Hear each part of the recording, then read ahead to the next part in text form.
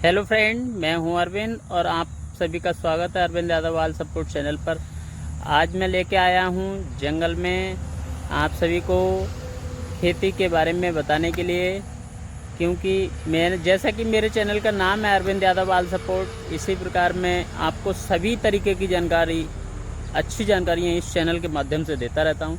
आज मैं बन के आया हूँ पूरा वाला किसान और दिखाने जा रहा हूँ आपको एक 6-7 कुंटल बीघे तक के धान की फसल, जो हम कितनी आसानी से या कितनी मेहनत करके जो है अपनी पैदावार बढ़ा सकते हैं और अच्छी फसल उगा सकते हैं, उसके बारे में बहुत सारी डिटेल से जानकारी दिखाऊंगा। इससे पहले मैं दिखाऊंगा कि ये फसल कितनी अच्छी होगी और कैसी होगी, जो 6 कुंटल और 7 कुंटल तक का एवरेज दे सकती हो। 6 कुंटल की लगभग एवरेज की फसल मैं तुम्हें दिखाने के लिए जा रहा हूं दोस्तों। बिल्कुल इसमें झूठ वाली बात नहीं है। जब फसल जब कटने को तैयार हो जाएगी या कटेगी तो मैं तुम्हें इसकी पूरी वीडियो दिखाऊंगा कि कितना इसमें नाज निकला है, कितने बीघा में।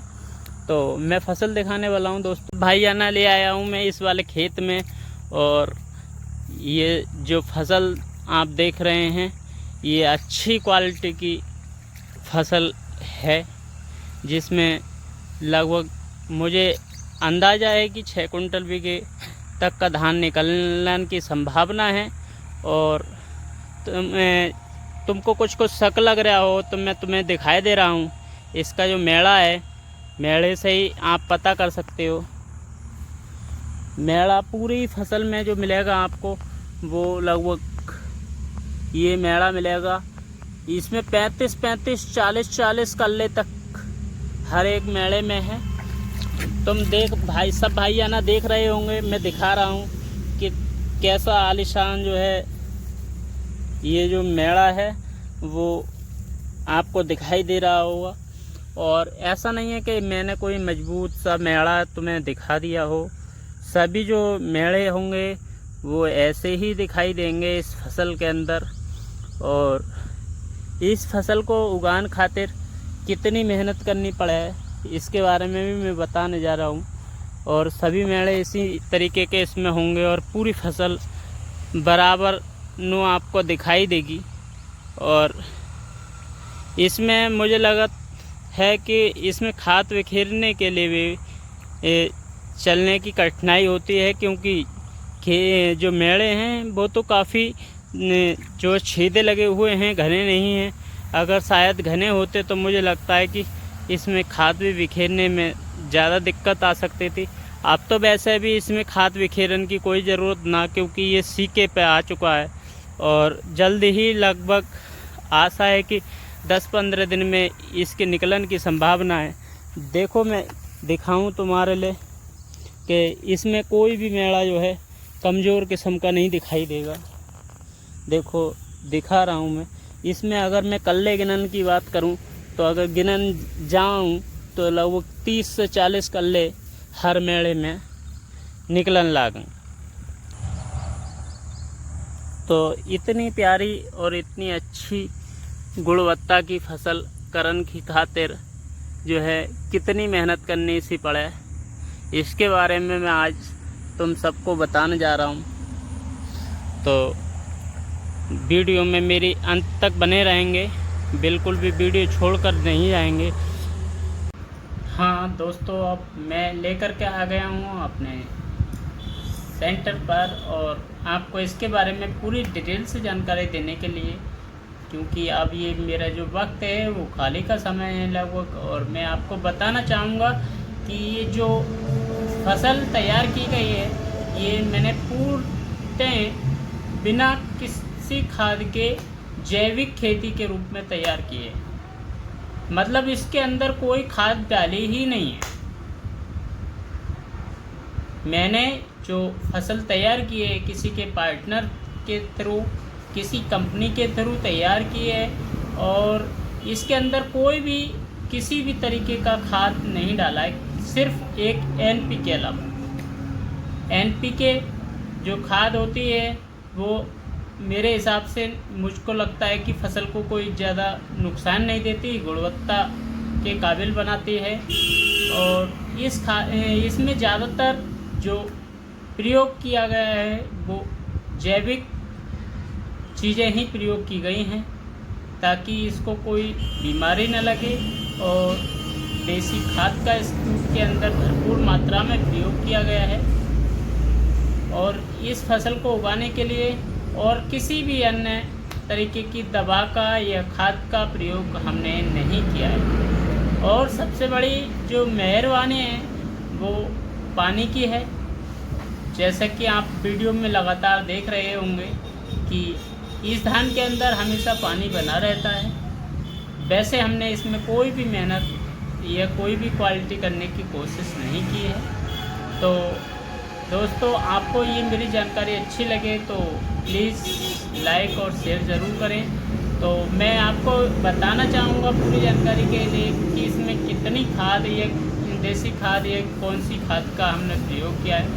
इसमें जो आपको दिखाई दे रहा था कि ये लगभग 10 बीघे का खेत था और लगभग इसके अंदर हमने 5 ट्राली खाद देसी डाली थी। और 1 ट्राली खाद जो डाली थी वो गिल्ले की खाद की डाली थी, जिसमें गिल्ले की खाद का मुझे बहुत ज़्यादा असर दिखाई देता है। क्योंकि अगर तुम धान की फसल या गेहूं की फसल करो तो अगर जिस किसी के यहाँ पर सुविधा उपलब्ध हो वो गिल्ले की खाद डलवा करके उसका उपयोग करके देखे। अब तो वैसे भी बहुत आसानी से गिल्ले की खाद मिल जाती है। कैसे मिलती है वो मैं तुम्हें बताऊं, क्योंकि आजकल देखने में आता है कि सबके घर शौचालय बने हुए हैं और जब शौचालय का जो टैंक है वो फुल हो जाता है तो एक मशीन के ज़रिए उस टैंक को खाली कराया जाता है। उस टैंक को जब खाली कराया जाता है तो जो मशीन के ज़रिए कराया जाता है तो वो मशीन वाला अपने टैंकर में भर करके उस मल को और ले जा करके कहीं कचड़े में फेंक देता है। लेकिन उस मशीन वाले से कांटेक्ट करके उसको कुछ खर्चा दे करके आप उसका टैंकर अपने खेत में पिरो लें और उसके बाद उसकी बहुत कम गहरी लगभग मात्र 4 उंगल गहरी ही जुताई कराएं। और रूटावेटर का प्रयोग कम करें, क्योंकि रूटावेटर ज़मीन को नीचे से ठोस बना देता है।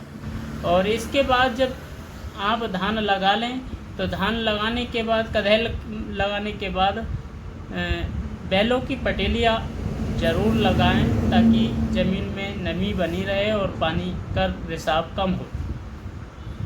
और उसके बाद एक NPK का प्रयोग कर सकते हो आप, अगर आपकी फसल को और क्वालिटी देनी है तो।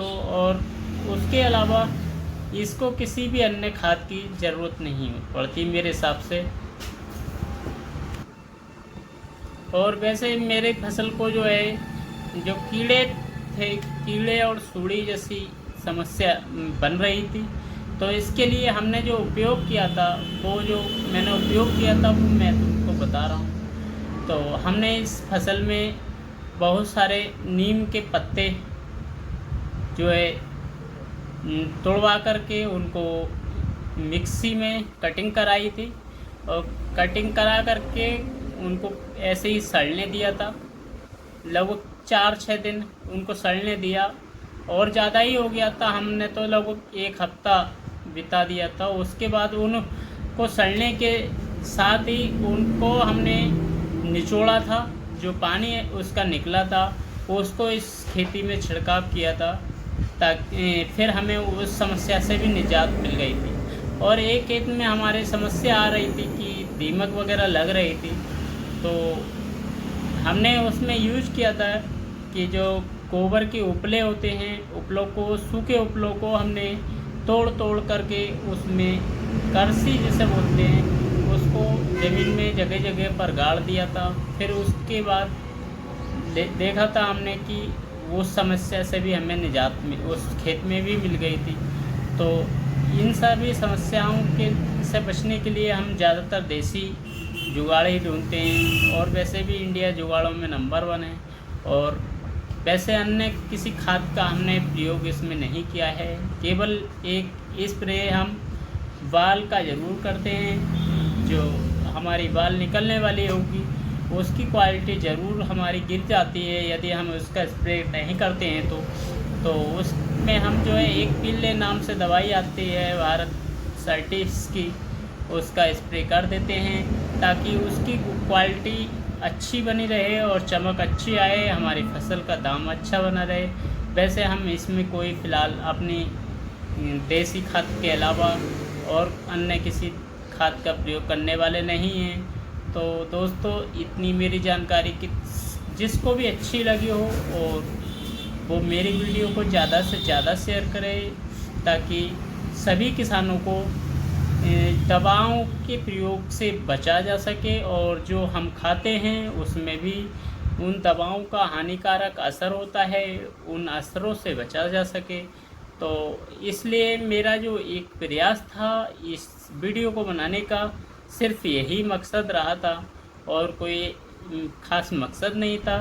और मकसद में इसमें होने वाली फसल का जो रेट है, जो एवरेज है, वो भी आने वाले समय में आप सभी को लगभग दिखाऊंगा। बहुत अच्छा एवरेज इस ज़मीन से हम लेते हैं, लगभग काफ़ी गुणवत्ता की जो ज़मीन है ये बनी हुई है, क्योंकि हम इसमें लगातार ही देसी खाद का और गिल्ले की खाद का प्रयोग बीच बीच में करते रहते हैं। तो दोस्तों आज की वीडियो में सिर्फ इतना ही था, मिलते हैं नए वीडियो में, धन्यवाद।